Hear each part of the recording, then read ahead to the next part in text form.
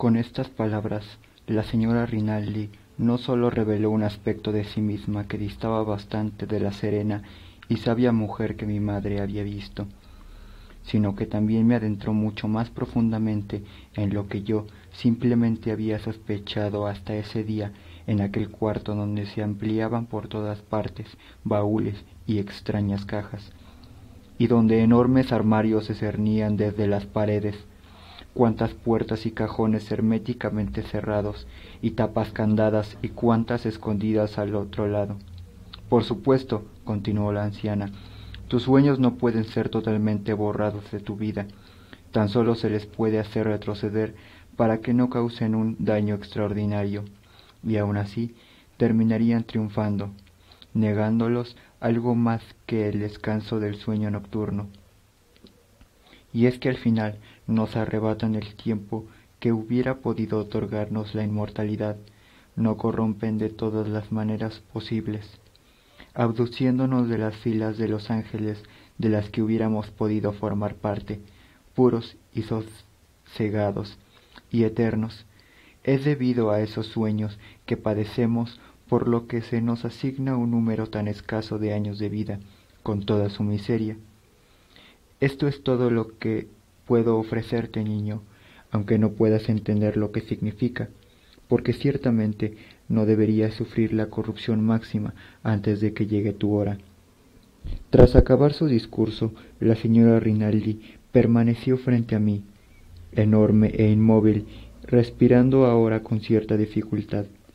Debo confesar que sus teorías me intrigaron más allá de lo que llegaba a comprender, porque entonces sus afirmaciones sobre el significado y los mecanismos del sueño me parecía que estaban basadas en presunciones un tanto cuestionables e innecesariamente descabelladas y alejadas de las ortodoxias más antiguas sobre la creación.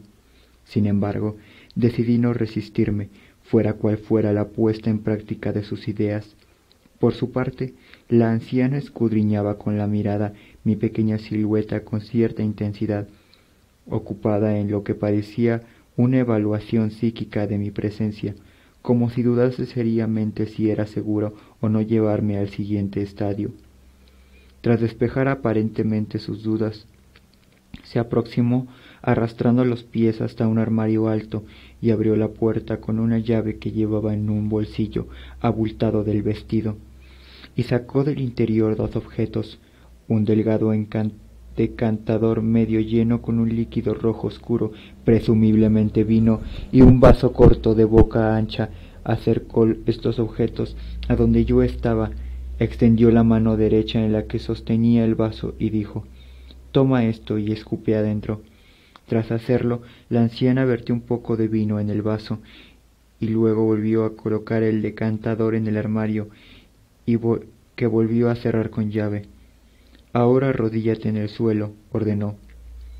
«Ten cuidado de no derramar ni una sola gota del vaso y no te levantes hasta que te lo diga. Voy a apagar la luz».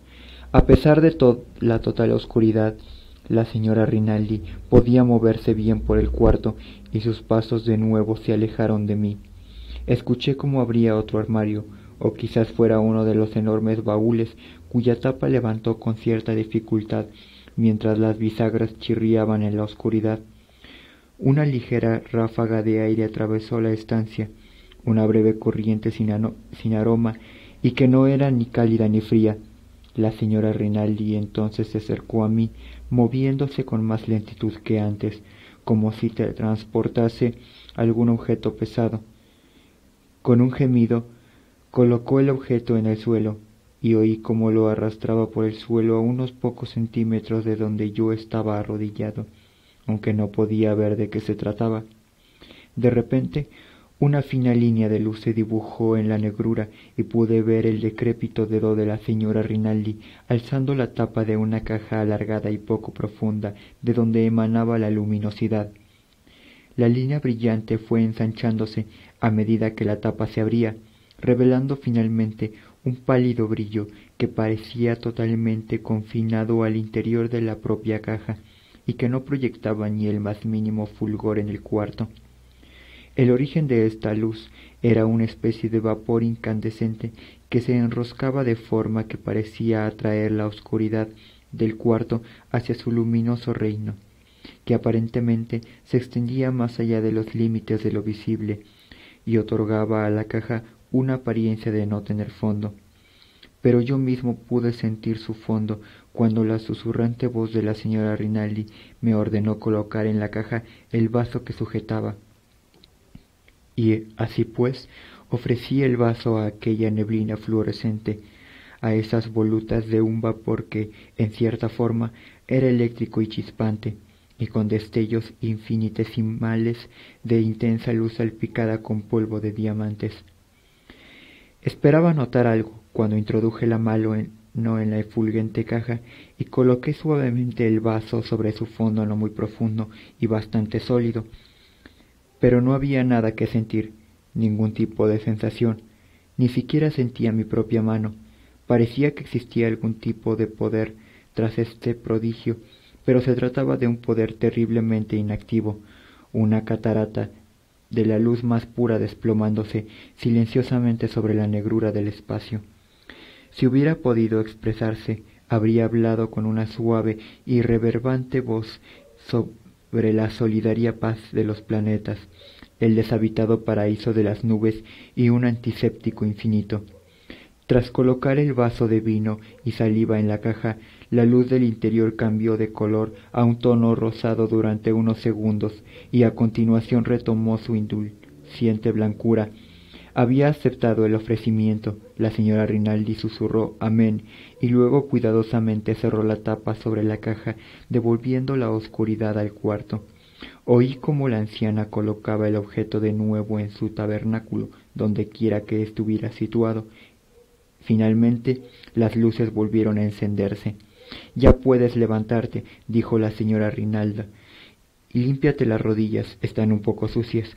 Cuando terminé de sacudirme el pantalón, me percaté de que la señora Rinaldi estaba de nuevo mirándome fijamente en busca de alguna señal que delatase algún posible error o quizás algún fallo que yo pudiera revelarle. En esos momentos creí que la anciana estaba a punto de decirme: «No preguntes acerca de lo que has visto en este cuarto». Pero, de hecho, me dijo, «te sentirás mejor ahora, pero nunca intentes averiguar qué hay dentro de esa caja.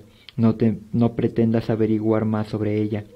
No se detuvo para escuchar mi respuesta a sus instrucciones, porque, en efecto, era una mujer sabia, y como tal sabía que en asuntos como estos ningún juramento informal de abstención era de fiar, aunque existieran las mejores de las intenciones. En cuanto salimos del hogar de la señora Rinaldi, mi madre me preguntó qué había pasado, y yo le describí la ceremonia con todo detalle. Sin embargo, no despejó del todo sus dudas al escuchar lo que yo le conté. Aunque ella ya suponía que los métodos de la señora Rinaldi podían ser sumamente inusuales, también conocía la gran imaginación de su propio hijo. Sin embargo, se vio obligada a mantener su fe en los arcanos procesos que ella misma había puesto en marcha.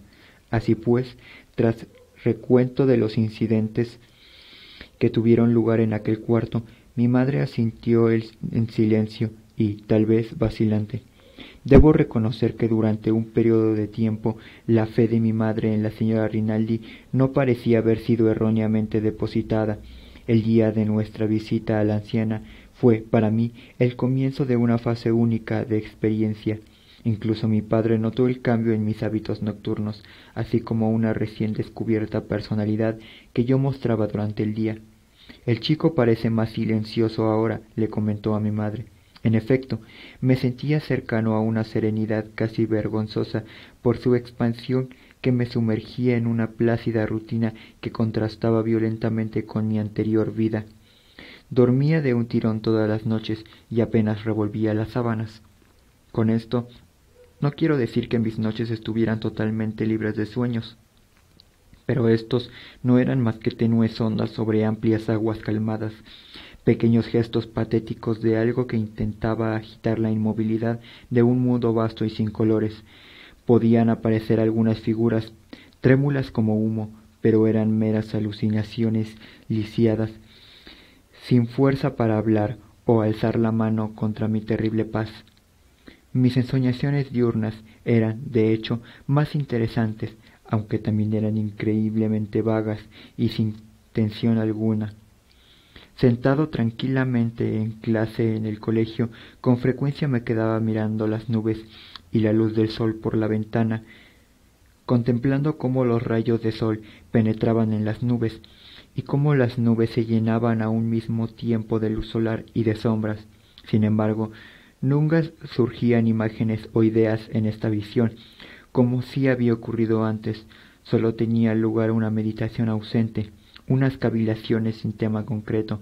Podía sentir que algo intentaba emerger de mi imaginación, un exuberante y colorido drama que se mantenía muy alejado de mí, tan alejado como aquellas nubes, y que permanecía vaporoso y vacío de cualquier sentido o sensación. Y si intentaba dibujar algo en mi libreta y permitía a mi mano la mayor libertad posible para averiguar si ella podía sentir y recordar lo que yo no podía, me sorprendía a mí mismo dibujando una y otra vez la misma cosa: cajas, cajas, cajas.